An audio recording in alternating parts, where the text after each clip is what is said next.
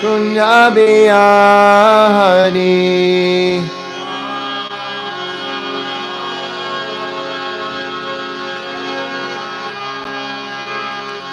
Jayurathamadhava Kunjabiyani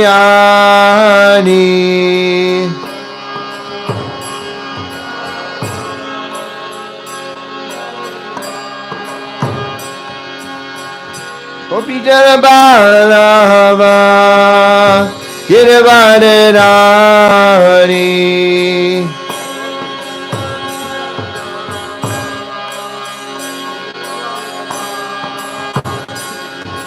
Gopijana Balava Girivadari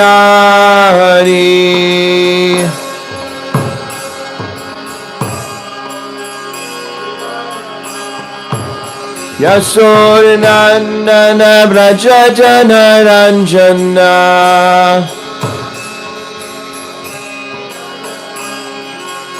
Yasodanandana Brajajana Ranjana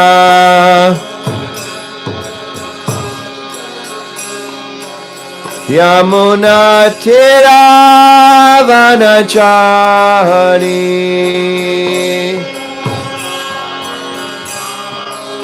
Yamuna Tiravanachari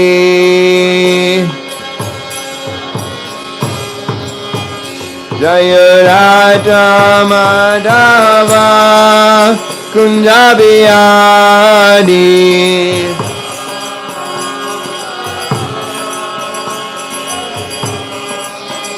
Jayurathamadhava Kunjabiyani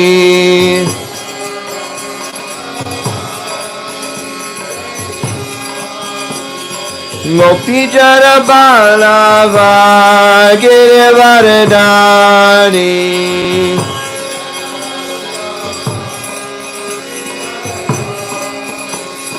Gopijana Balava Girivardhani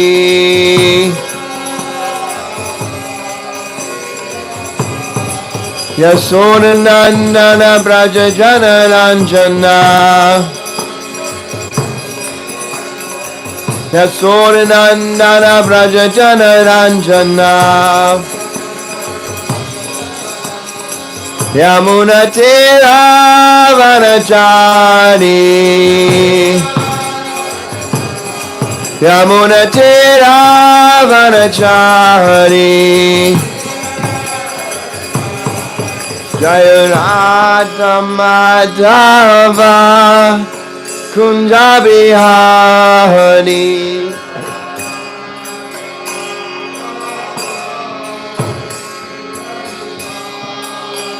Jayurathamadhava Kunjabiyani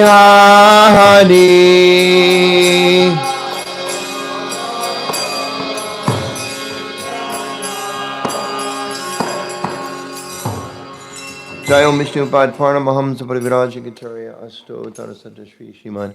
His Divine Grace, A.C. Bhaktivedanta Swami, Srila Prabhupada Ki Jai, Shri Shri Radha Govinda Ki Jai, Shri Shri Gauri Nitai Ki Jai, Vaishnava Sangha Ki Jai, Gaura Premanandi. All glories to assembled devotees, all glories to assembled devotees, all glories to assembled devotees, all glories, Shri Shri Guru and Garanga, Srila Prabhupada Ki Jai.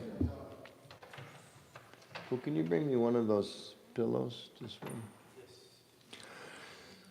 Om Namo Bhagavate Vasudevaya. Thin one. Thin. Om Namo Bhagavate Vasudevaya. Om Namo Bhagavate Vasudevaya.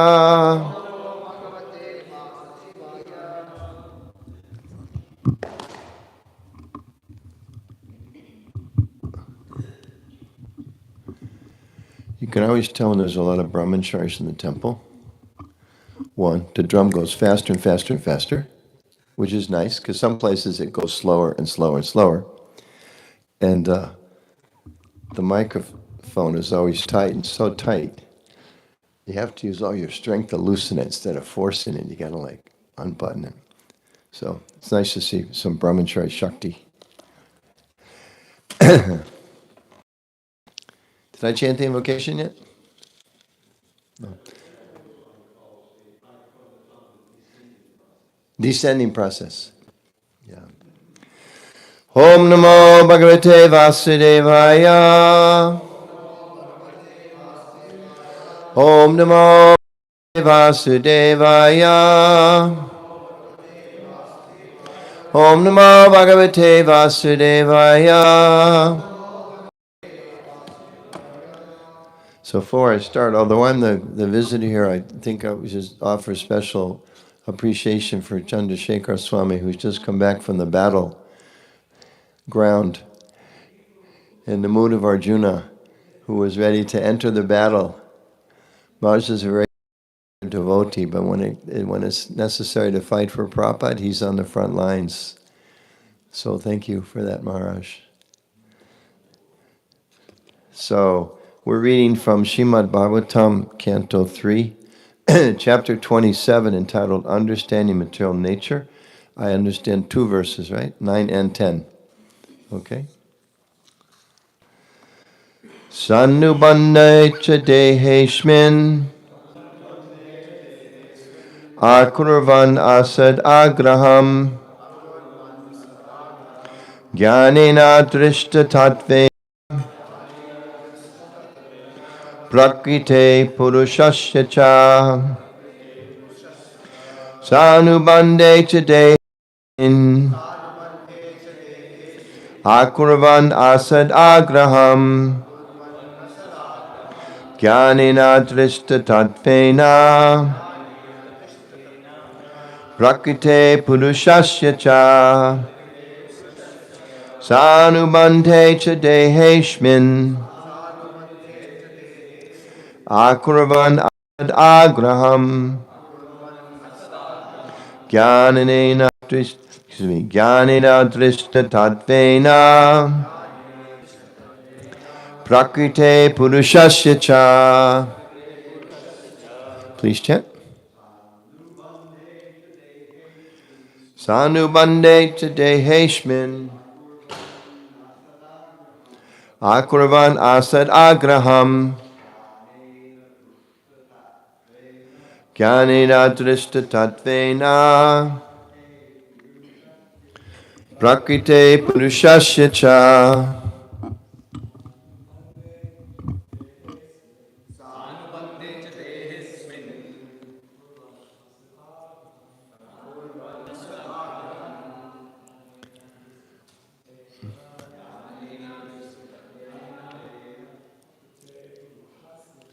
Prakite purushasya cha.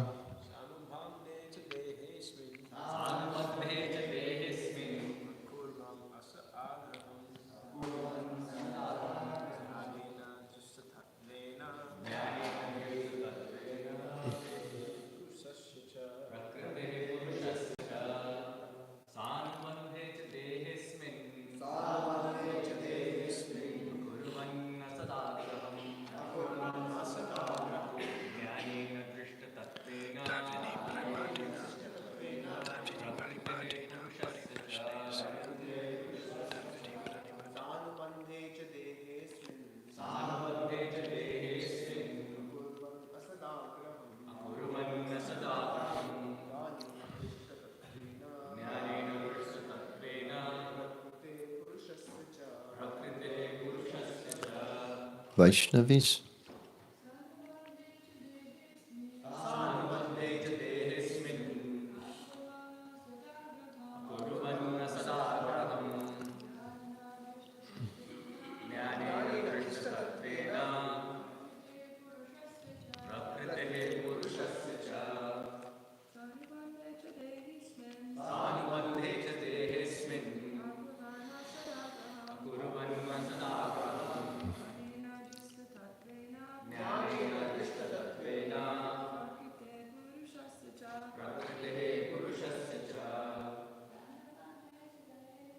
Sanubandhe cha deheshmin akurvan asad agraham Jnanena Drishta Tatvena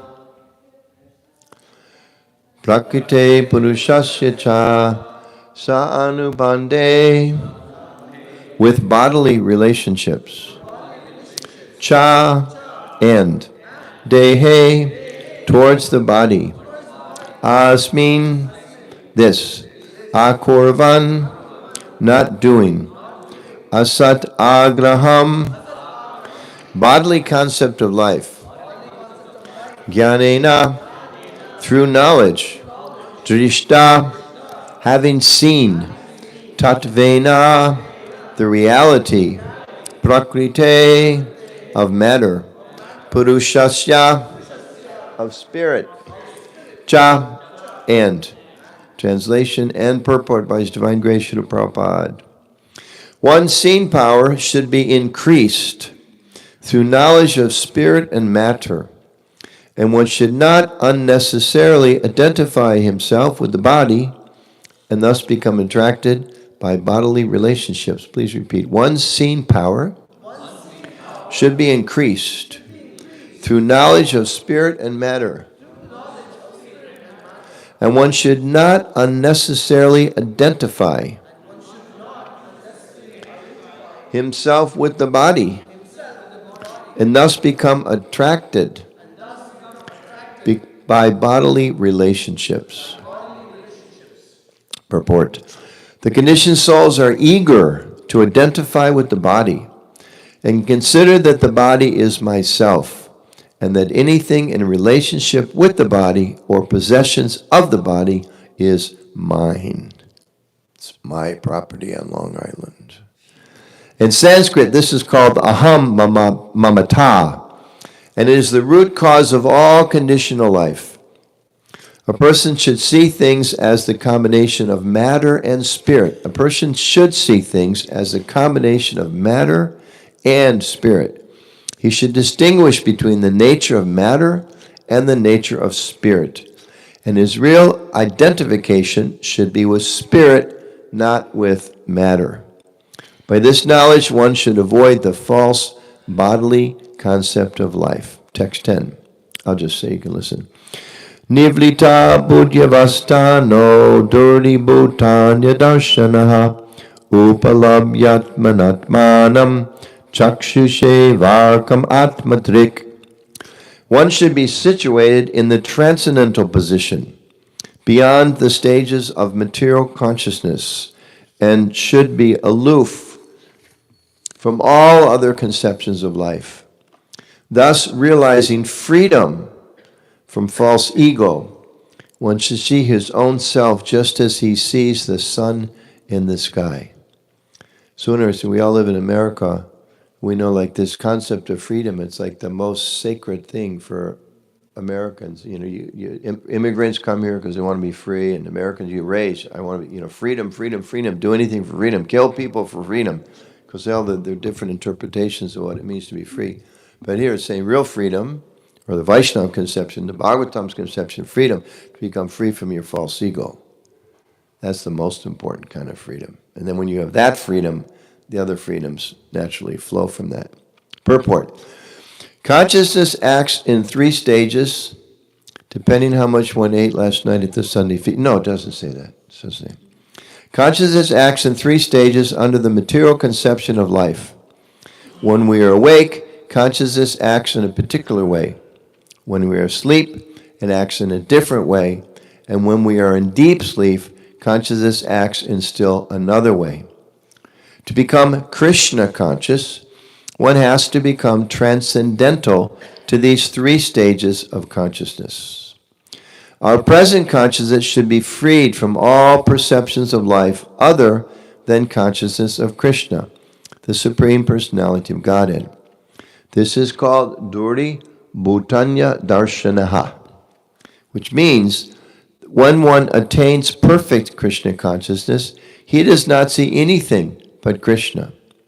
In the Chaitanya Charitamrita, it is said that the perfect devotee may see many movable and immovable objects, but in everything he sees that the energy of Krishna is acting. As soon as he remembers the energy of Krishna, he immediately remembers Krishna in his personal form. Therefore, in all his observations, he sees Krishna only. And the Brahma Samhita, Jai Shri Shri Radha Govinda Ki Jai.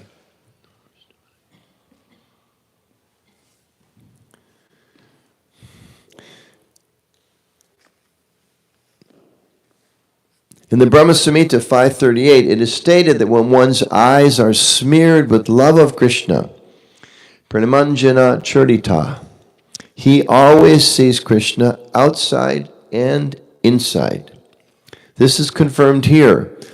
One should be freed from all other vision. In that way, he is freed from the false egoistic identification and sees himself as the eternal servitor of Krishna. Chakshu Shevarkam. As we can see the sun without a doubt, one who is fully developed in Krishna consciousness sees Krishna and his energy. By this vision, one becomes Atmadrik, or self-realized, seeing Krishna and his energy. When the false ego of identifying the body with the self is removed, actual vision of life is perceivable. The senses, therefore, also become purified. Real service of the Lord begins when the senses are purified. One does not have to stop the activities of the senses, but the false ego of identifying with the body has to be removed. Then the senses automatically become purified, and with purified senses, one can actually discharge devotional service. Om Gyanatamyandasya Janan Anjana Shalakaya Chakshru Minitamina Tasmai Shri Gurave Namaha Shri Chaitanya Manobhistam Stapitam Yena Bhutale Svayam Rupa Kadamayam Tadati Svapadantikam Jai Shri Krishna Chaitanya Prabhu Nityananda Shri Advaita Gadadhar Shivasadi Gaur Bhaktivinoda Hare Krishna Krishna Krishna Hare Hare Hare Ram Ram Ram Hare Hare. Many temples, the way the deities are dressed here would be maybe this fancy on Sunday. But it's nice to see here. This is Monday morning, and it's not a day off for the pujaris or for dressing the deities in a very opulent way. They're very beautiful, very elegant. Very elegant. Are there always all these vases too? Is that standard? Nice. Who does the vases? Some congregational members do the vases? Nice, they're really beautiful. 8 in front of Prabhupada alone, right? It's beautiful. Big ones too, fresh. Those are rare? It's beautiful. It's important we keep them fresh too. It's nice they're all fresh. Sometimes you go and there's big vases, but half the flowers already render their service. So, this is a very nice section of the Bhāgavatam, understanding material nature. And we are presently immersed in material nature, so it's kind of nice we understand it. Just like if you go to some other country, you need to know the nature of that country. You need to know the laws of that country. I remember one time a few years ago, I went to the UK. I had some extra time and actually rented a car and traveled around a little bit. And I was anticipating you have to drive on the left. So I just trained myself. Anytime I was in any kind of complex situation, like an intersection, I was just stay left, stay left, stay left. Because after so many years of driving here, naturally, when you come upon some traffic or some divider, you go to the right. Like when I drive in New York, some of these very kind of complex intersections. So it's like, I don't know what I'm doing, but stay to the right. Just if I go all the way to the right, at least I know I'm okay. The worst I run into a parked car, but hopefully that won't happen. Stay to the right. So go to the UK, it's like stay left, stay left, stay left. And without that understanding, you get a lot of trouble. You need to understand the nature of the place. So in the same way, we are living in this material nature, and we need to understand the nature of this place in order to be successful in life. It's also just a kind of a starting point. It's very interesting to note that this Lord Kapila, if you look at the picture on the cover, there is instructor. Who's he instructing? Yeah, and who's Devahuti? His mom. He's talking to his mom, right? We all have moms. So it's quite interesting that this is perhaps the most analytical part of the whole Bhagavatam. Isn't it? Very analytical, very philosophical. Not a lot of lila here. It's all analysis. And he's choosing, Lord Kapila has chosen as his student or the recipient of this knowledge, his mother. So it's important, it's interesting, I think it's the first canto of the Bhagavatam. Prabhupada says, the purport, Krishna is very expert at achieving many things at once. He'll speak the Bhagavad Gita and glorify Bhishma and reestablish Yudhisthira and humble Duryodhana and all at one time. All at one time. So it's interesting here that you think that, well, in this most analytical part of the Bhagavatam, they should have chosen some renounced rishi or something, isn't it? But instead it's the Queen Kunti, Queen Devahuti. And you look at the background, they're not out in the forest, right? They're in a very opulent place.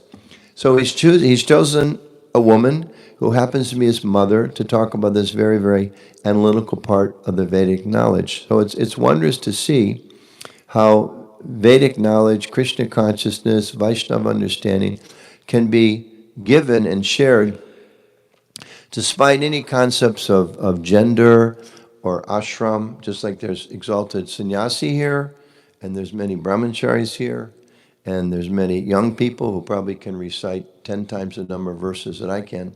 I'm just a lowly grahasta, but still I'm trying to share some knowledge of Krishna. So the same way, our whole process is built on this concept. There's no discrimination, ashram, gender, age, race, birth, origin, national origin. It doesn't matter. This is the essential core principle of Lord Chaitanya's movement of Vaishnavism. And we see in some quarters in our society today, and we all have to understand material nature and understand our position and understand our society and our duty to our society. There's a little bit of a move in some quarters these days towards what might be called Brahmanism or caste consciousness. There's a tendency towards that. Who can chant certain mantras and who can't? If you have a certain type of job, you can't chant those mantras. If you have a certain gender, you can't chant certain mantras like that. You can't hear certain things. And some people even will go so far as to advocate, if you're born in certain places, how can you worship the deities? That's right around the corner. So we have to understand, when we look at it, that Srila Prabhupada, I was just at 26 2nd Avenue yesterday, and he came to New York, and he came to as it described, the depths of the Lower East Side, and practically by Krishna's arrangement, he chose the most degraded people, at least according to a traditional Vedic concept of life. The most degraded people, he chose them. Krishna chose them, really. Prabhupada was his instrument, to establish Krishna consciousness. And one big reason Prabhupada came to America is because he was rejected in India. He tried to start the League of Devotees. He had a nice place, and he had a few followers. And the governor's wife said, no, I want to have a women's social something here. And they used their political influence, and he was out. So there he was in India, rejected in India. He wasn't taken seriously. And even when he first was in New York, he went uptown, right? Just so happened, right? He was in Butler, and then he went to Dr. Mishra's studio on Riverside Drive, right? Drive? It's kind of nice up there. And described the histories, the people sitting in their very plush chairs, and Dr. Mishra himself dressed very, very nicely. And people advised Prabhupada, don't dress like this, it doesn't work here. It was the coldest winter in many years in New York. Very, very cold. Prabhupada's walking eight blocks or so from later when he had his own place underneath Mishra's studio. He didn't have a shower, he didn't have a place to cook. He's in his dhoti in the winter, 10 degrees, and he's against the winds. But he didn't change what he was trying to do, and he didn't change his preaching, which was he went amongst young people, and he went among what in those days called the hippies. He went to people that were dropouts, and we see that also in Lord Chaitanya's Leela. Lord Chaitanya accepted a lot of rejected people, and in an era when high-class brahmanas didn't go into the street. I mean, you went, but you went and you walked. You didn't associate with street people. Lord Chaitanya went and welcomed everyone to join his movement. And he accepted among his followers people who had been rejected by high-class society at that time. So he created that mood. So this is the foundation of our movement. And we should think, every one of us should be deeply remember this fact. I wouldn't be here if this was not an inclusive movement. Even those of you, there may be some people here, I don't know. I won't embarrass you by asking about your high-class birth. How can I, as a low-class person, ask about some high-class birth? But even those of you may think, oh, my father was a Brahmin, or I was born in the holy place. You cross the ocean, you're finished. You're as bad as we are.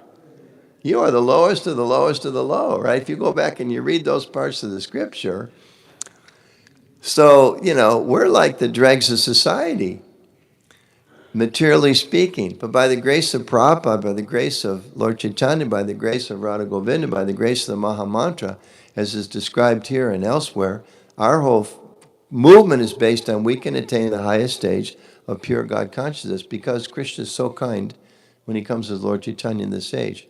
And he arranged, it seems, can't say, we don't know the Lord's mind, but it certainly seems like he arranged Prabhupada's preaching to make this point, to show how the lowest of the lowest. And Prabhupada even said, a few times he said, Krishna did not send many first-class men. He only sent me 10th-class men. He said like that. And Prabhupada also, maybe a few times, he gave the example, he's talking about Lord Ramachandra, and how Lord Ram, he crossed the ocean to rescue Sita, and he engaged an army of monkeys. And then he smiled and he looked at the devotees and he said, yeah, just see, this is like the army of monkeys. So we're like Prabhupada's army of monkeys. He's like the messenger. He's like Hanuman for Lord Rama across the ocean. So, and even, I was just reading recently in the second volume of the Leelamrita about Prabhupada in Lower East Side. Even Allen Ginsberg, with a little bit of knowledge that he had from his visiting India and chanting Hare Krishna, he would chant wherever he went, was part of his gig. So he asked Prabhupada, he said, do you really believe you can make these boys, it was mostly young men at the time, do you really believe you can make these boys into Vaishnavas? And Prabhupada said, I will make them into Brahmanas. Of course, we know oftentimes Vaishnavas are higher than Brahmanas, but just that not just Vaishnavas in name only, but qualified, Pakka, pure-hearted Vaishnavas. So that was Prabhupada's vision, that was his faith, and that's what this movement's all about. So we should be careful, because there's a tendency to think, I may have walked in the door, maybe none of you are like this, but sometimes people think, maybe I walked in the door with long hair for the men, long hair, disheveled, confused, bewildered, or I came here on some kind of visa to study and I was becoming so proud with all of my opulence and I walked in. I may have been so low or so high, but we have to be careful we don't start thinking that the next person that walks in with those same things is either too proud of their material qualifications or too degraded to take up Krishna consciousness. We should never think like that. As soon as we think like that, we're finished. Then punar musika bhava, right? We're a mouse, and by the grace of Guru and Krishna, we're giving some status, spiritual status. But as soon as we think it's me, now we're disqualified from that mercy again, punar musika bhava. We become a mouse again. So we have to be very, very careful of that. And someone was asking me yesterday, so why do religions have so much trouble and why do they become so difficult and become sources of so much conflict? And from what I see, my understanding of Christian consciousness and what we see in the world, the cause is pride. As soon as you become proud, it's over. Any opportunity for, because when you become proud, that's false ego. I have enough. I'm sufficient. I don't need anyone. I'm better than anyone. So, where's there room for Krishna to help you? Isn't it? Like if even in this world, if you need some help, if you're having trouble at school, you have to humble yourself, isn't it? You have to approach like a fellow student or a little more, a student who's understanding a little better, or a teacher or a private tutor, and say, I'm kind of lost. Can you help me? Isn't it? Just like male psychology, maybe it's different now. Everybody has GPS, so maybe this will go away. But they talk about traditionally, like, ladies are more inclined to ask for help. They get, like when you read those books about you're getting married, men and women, the differences, right? Men are from Mars, women are from Venus. So one of the things they talk, women are more inclined to ask directions. Like, I'm lost, how do I get help? But guys are like, I got to figure it out.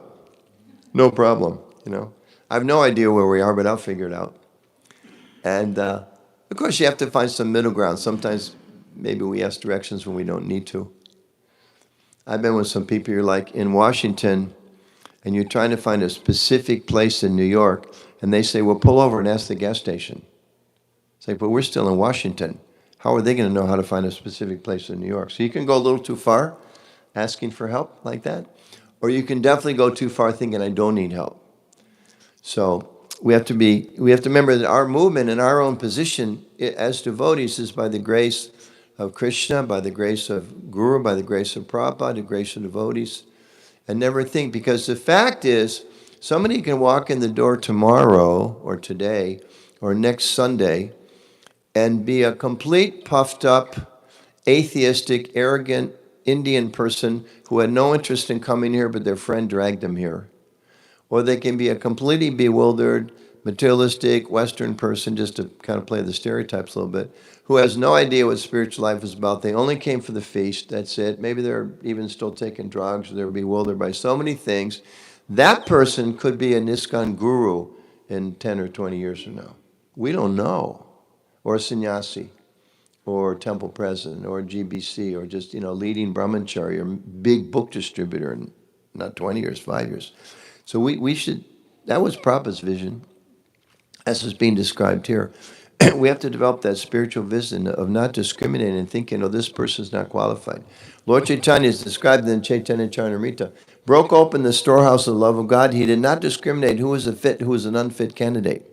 So if we want to be part of Lord Chaitanya's movement, we have to make sure we have the same mentality. We can't discriminate. I know there's a lot of devotees here that go on Harinam every day or go on book distribution regularly. That's like the founding principle. If you're going to distribute books, right, successfully, you can't discriminate. You don't know who's this next person. You don't know who they are. So same way, we have to keep this vision. So it's an important point. So how do we develop that vision as described here? How we can get out of our material consciousness, and how we can actually awaken our Krishna consciousness, described in these verses, in this chapter, this whole section. So first, we read a couple verses. Verse 9 particularly talks about how we should awaken through spiritual knowledge our vision, how we can learn to see more clearly and free from the bodily attachments.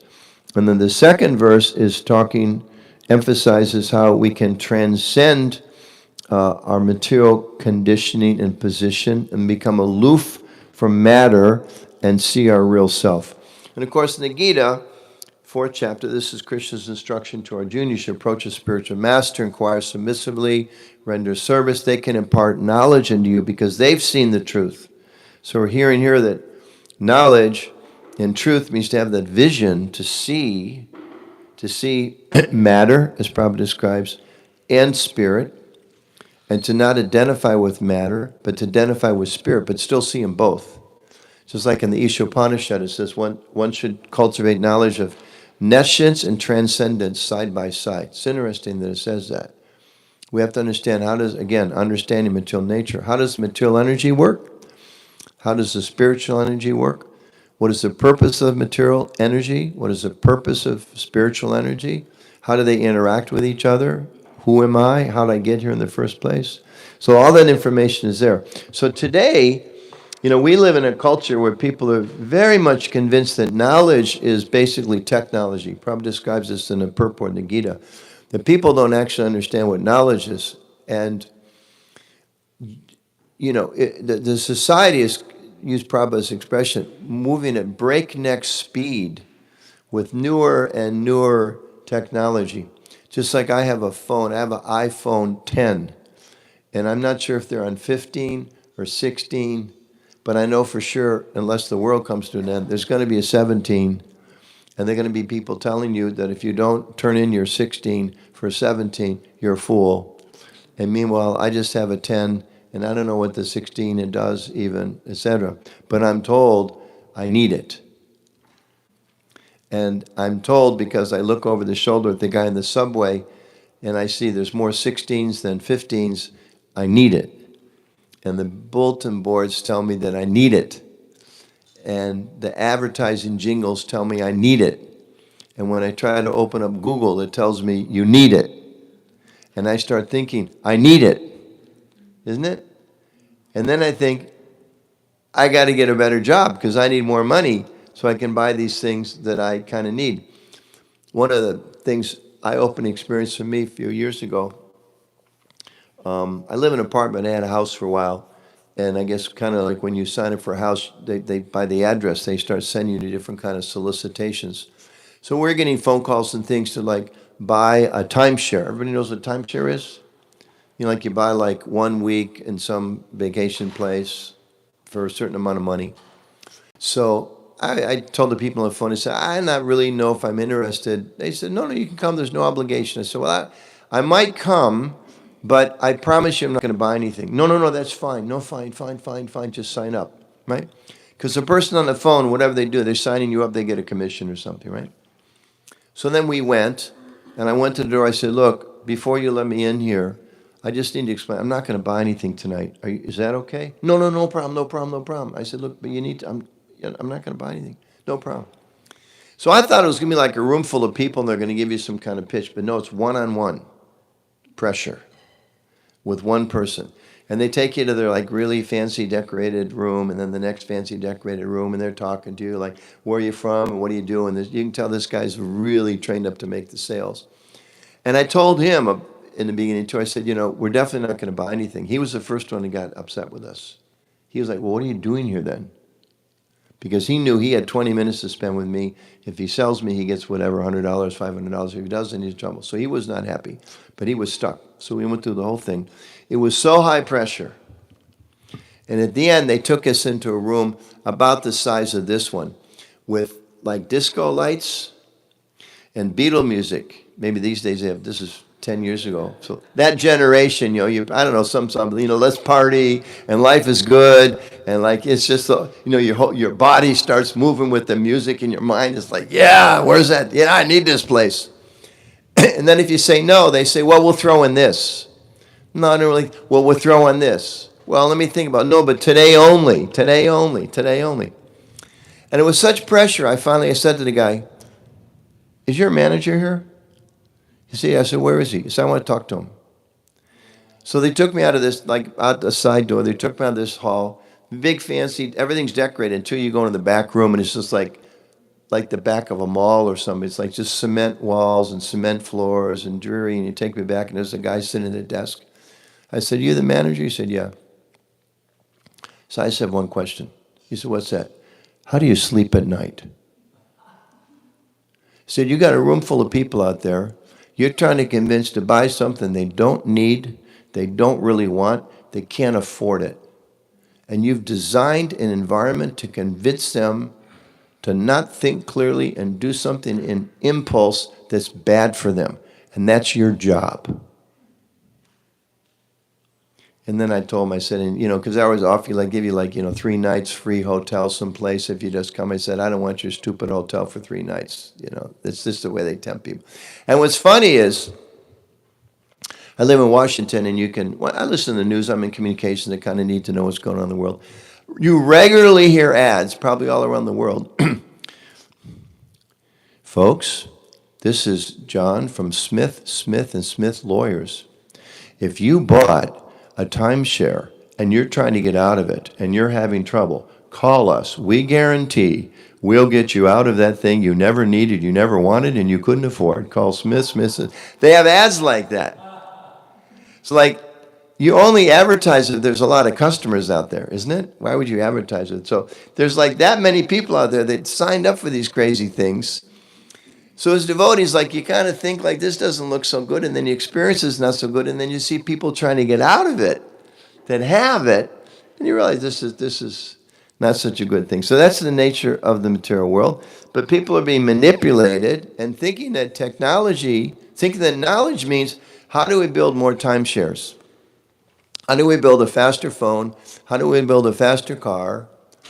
And how do we build better highways? Well, we all know you build better highways. It's statistically, they know it's a fact.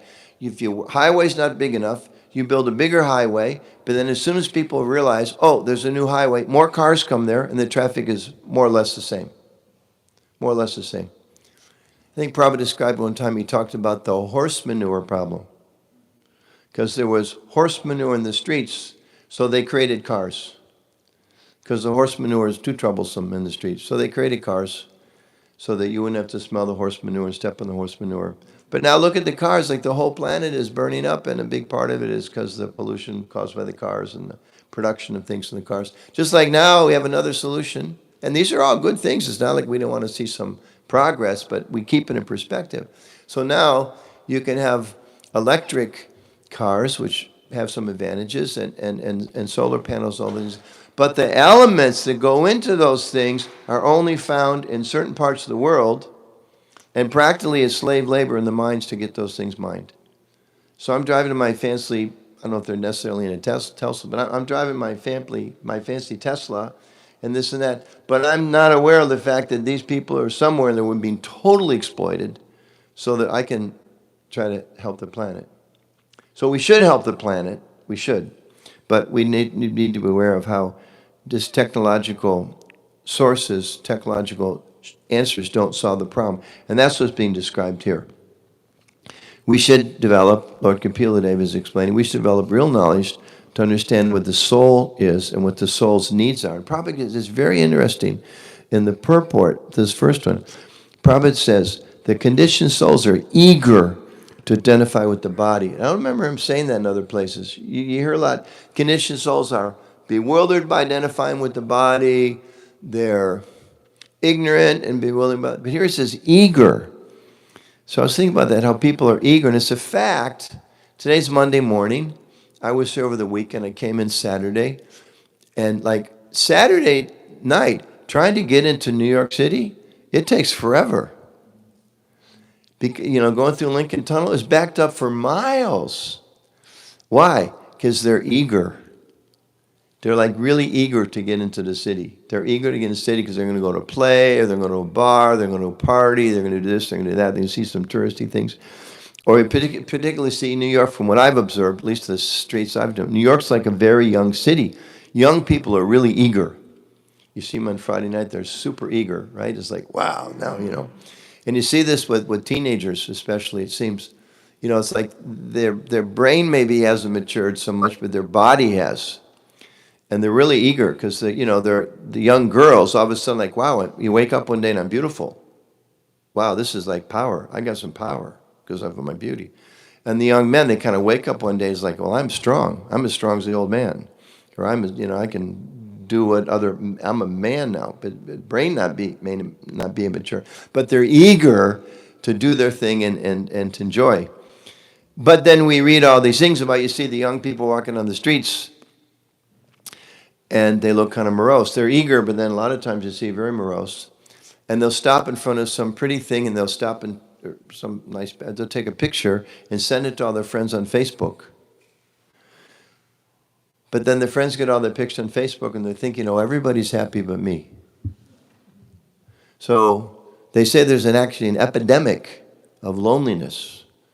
So we have all this technology to help us connect, right? If you stay connected, even they use that as like a sales pitch. Be connected. You get all this technology. So people will say, though, but I have 1,000 friends, or 2,000 friends, or 5,000 friends, but I don't have a friend. I got 1,000 friends, but I don't have one friend. Isn't it? And you see all the pictures, and they're like, you see people like, just flipping through. It's all these pictures of everybody else is having fun, but I'm not having fun. But those other people aren't having fun. They just smile in front of the camera so they can send you pictures so you'll think they're having fun. Because they don't want you to think they're not having fun, because you're not having fun, there's something wrong with you. But actually, if you're not having fun, it's because you're starting to realize that you're a soul in the material world, and it doesn't work. And that's when the Hare Krishnas are supposed to be there chanting. Or saying, excuse me, we have a book for you. What's this book about? This is a book about trying to understand why you're not happy. And some people, honest people, will say, wow, that's great. Please, I need to know why I'm not happy, because I'm not happy. But a lot of other people will say, what do you mean? Who said I'm not happy? I'm happy, right? Just like those people with the disco lights and all that. Can you afford this, sir? Of course I can afford this. You say, oh my God, how can I? The next day he's thinking I can't afford it. But the night of, I can afford it, All this pretending. So people are eager, they're enthusiastic. I went one time to the Bahamas with Gauravani, my son. He was doing kirtan at the Shivananda Yoga Ashram. A lot of devotees go there and do their thing. So right next to this place, there's this big development called Atlantis. And there's a casino. And inside the casino, there's some very famous artwork, and there's a huge aquarium. So we went over there, take a walk through. And I was studying the casino. I didn't want to stay too long. Mode of nature, bewilder anybody. But I was looking at this whole scene. I saw this one man, typical kind of a guy. He had this big pile of chips in front of him, all his money that he turned into gambling chips. And I just remember, his shirt was kind of partly unbuttoned, and I think he had some gold, hairy chest, and he has some gold. And I was thinking, guy probably owns a business someplace. He owns a construction business, or maybe he's a lawyer or somewhere, but a lot of money, and he's just there, eager. So we kind of walked around the place for a while, look at there's some very famous glass artwork there, and came back about 20 minutes later, and the same guy was sitting there. He looked like he had hit by a truck.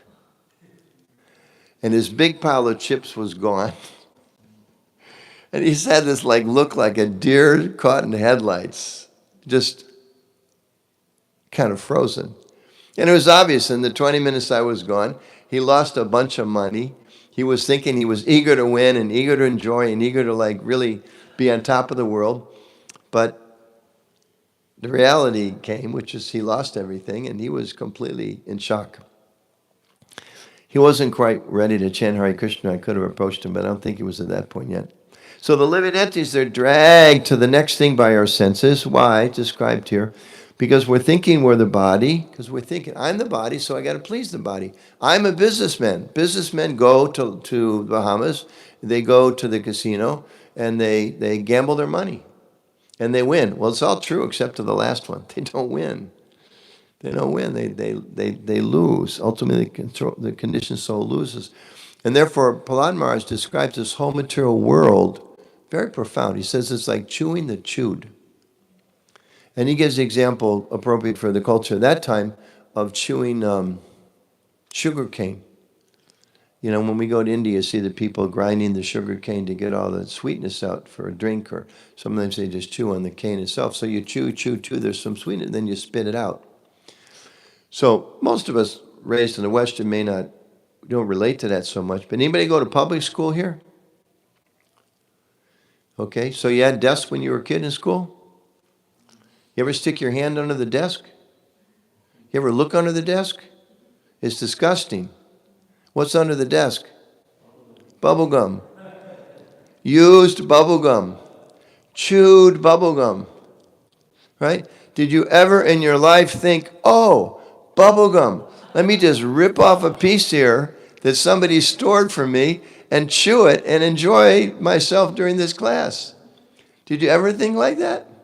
No, that's a disgusting thought. It's already been chewed. There's no flavor left. You don't even want to touch that stuff.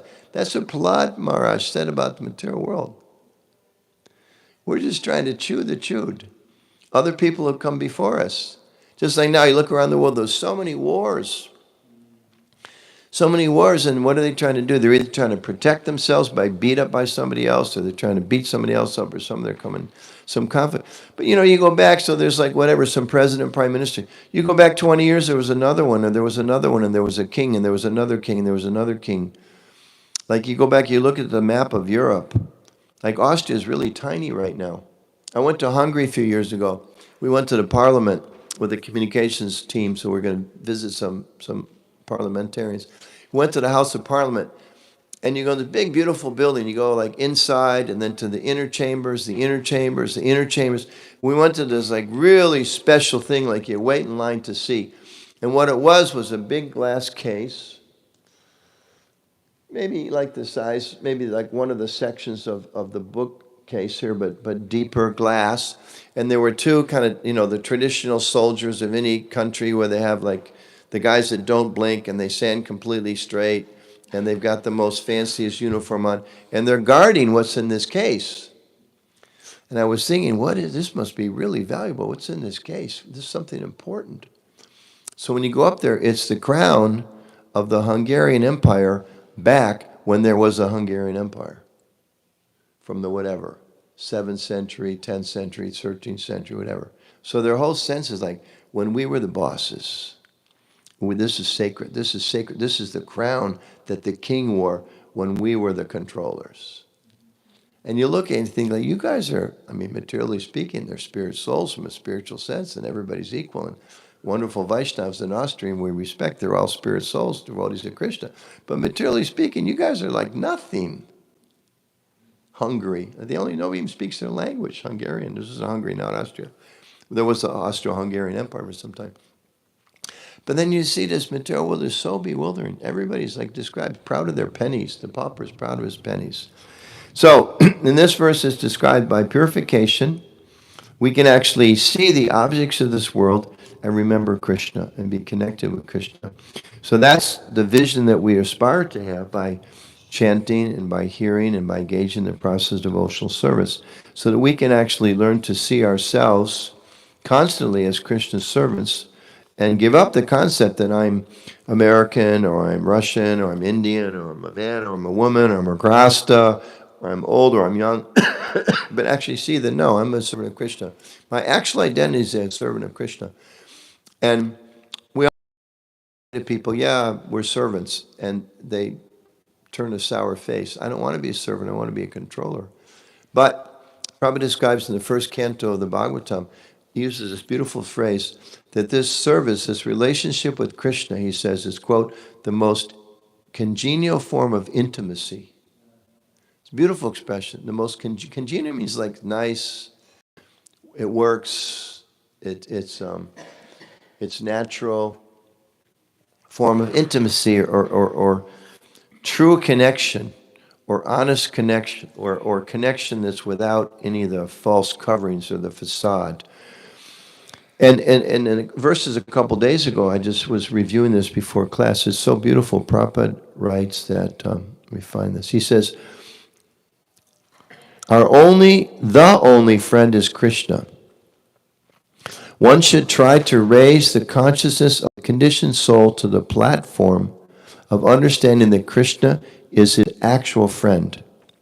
If one makes friendship with Krishna, one will never be cheated, and one will get all the help needed. So beautiful. If we make friends with Krishna, Krishna's there, he's our friend. He's just waiting for us to turn our attention towards him. If we turn ourselves towards Krishna, we connect with Krishna. So, just to wrap up, a couple verses from now, Lord Kapila kind of slows down, and Kunti basically says, but how's it possible? She kind of expresses some disbelief, some doubt, some questions. How is it possible? And just coming up. And then Lord Kapila goes on and says, it's possible by bhakti. If you execute devotional service, then you will achieve success. And we know in the Bhagavad Gita, where 6th chapter, Krishna is describing the whole yoga process and lifting the soul and focusing the consciousness. And Arjuna said, I don't think it's possible. That's more difficult than controlling the wind. And then Krishna says, no, it is possible. by practice and by detachment. So we practice, we endeavor, and we be detached. And part of that detachment is, as Prabhupada would say, that a child is inherently able to walk. But in the beginning, we've all seen, the child just falls on his face, isn't it? A little kid that's trying to walk. If you have little brothers or sisters or visit some house or little babies just learn, they try to, and they grab hold of their mom or their dad or the couch, and they stand up, and then they smack right in their face. So the one could think, well, you're never going to walk. You're just a dumb kid that can't walk. No, it's inherent. The child has that walking capacity. So we should always remember and take courage in the fact that we have that inherent Krishna consciousness within us, and we're temporarily covered. But the real us is a devotee of Krishna. The real us is pure. The real us is fully aware of Krishna and our relationship with him. And the real us understands the material world is just an illusory place, but we're just temporarily covered. So by practice, by detachment, and then Lord Kapila goes on to say, after describing, you practice bhakti, and he's a whole chapter 2 about how bhakti yoga is executed. And he also says this is possible by my mercy.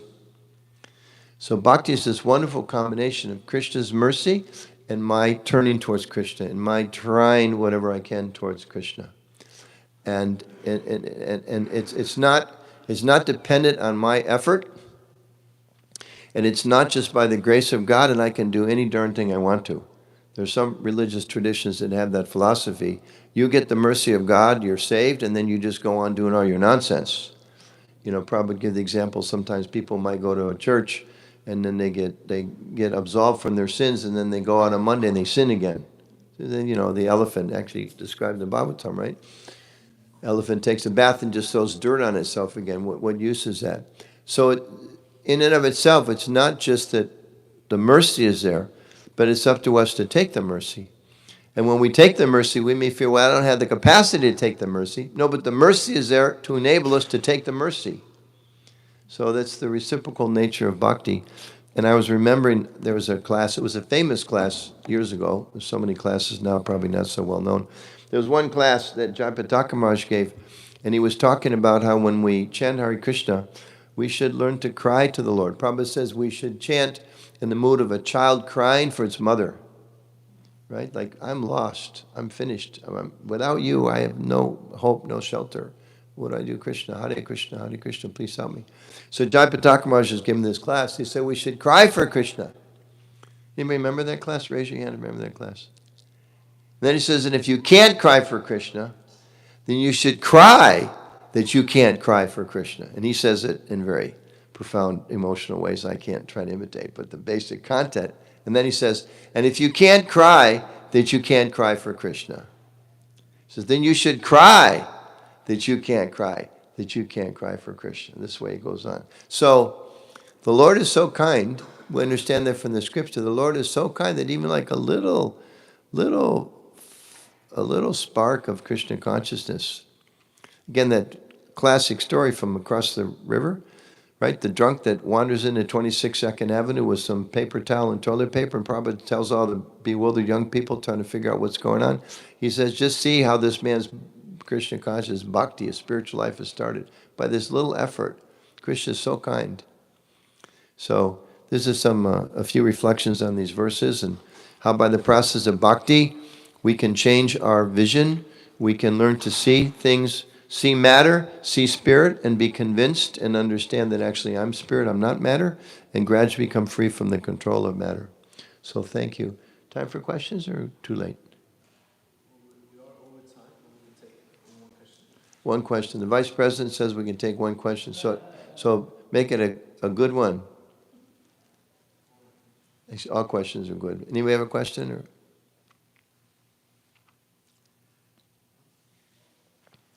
Everybody knows that Prasadam is ready. This is a very timely temple. You want it? Were you raising your hand or were you just getting up for breakfast?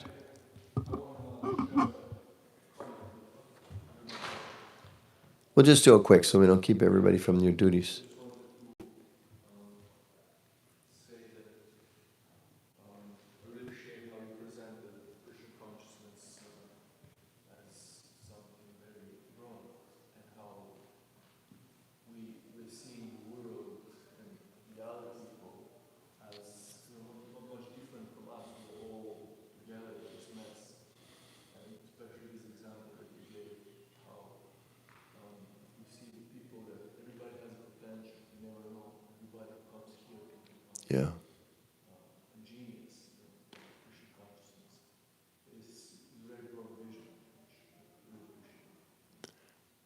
Yeah. And we should think, if Prabhupada didn't have that vision, I wouldn't be here. If Lord Chaitanya didn't have that vision, I wouldn't be here. Bhaktisiddhanta Saraswati Thakur, he told Prabhupada, he told all of his disciples, go to the West, preach, preach, preach, preach. And Prabhupada made it happen. And so we should have that vision, we should have that compassion. And also there's one with this, there's a very nice exchange with Prabhupada. One devotee wrote to Prabhupada, he was saying, Prabhupada, all the devotees in the temple, I don't know exactly what he said, but they're quarrelsome, they're such neophytes, and they give me so many headaches, and it's so difficult, and I just don't know how to deal with all these people. So Prabhupada wrote back and answered whatever other questions, and then Prabhupada said, and as far as these other people, he said, please try to learn how to tolerate them the same way I tolerate you. So we should think like that, Someone comes as a bit of a test of our tolerance. We should think, well, my guru, our founder, Charya, our Srila Prabhupada, he's tolerating me, a lot of my shortcomings. I'm hoping that he overlooks my problems, so shouldn't I help others overlook their problems? Right? With that vision, because everybody's a devotee of Krishna. Or how could Prabhupada come to America if he didn't have that vision, that conviction, that realization? Everybody's a devotee of Krishna. Okay, so we'll stop there. Thank you very much. Srila Prabhupada ki jai. Shri Shri Radha Govinda ki jai.